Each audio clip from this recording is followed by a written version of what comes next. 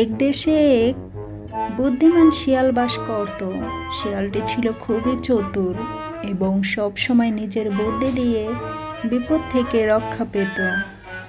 একদিন শিয়ালটি খাবারের খোঁজে বের হয়েছিল। হাঁটতে হাঁটতে সে একটি বাগানে পৌঁছালো। সেখানে মুরগির খাঁচা ছিল।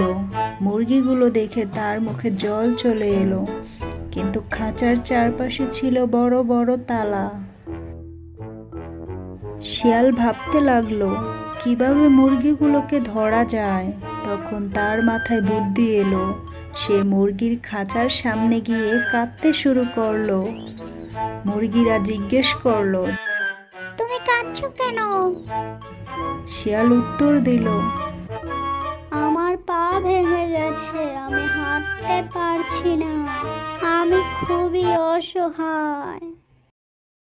মুরগিরা শিয়ালকে করুণা করে খাঁচার দরজা খুলে দিল। শিয়াল সুযোগ বুঝে এক লাফে মুরগিগুলোর উপর ঝাঁপিয়ে পড়ল।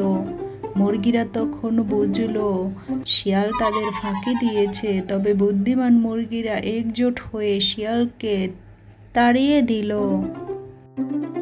এই গল্পের শিক্ষা হলো, চতুর লোকেরা অনেক সময় ফাঁকি দিতে চায়, কিন্তু একতা থাকলে তাদের মোকাবিলা করা অসম্ভব কিছু না। বন্ধুরা, গল্পটি ভালো লাগলে অবশ্যই লাইক করবে, আর যদি ভালো না লাগে কমেন্ট করে জানাবে। ধন্যবাদ।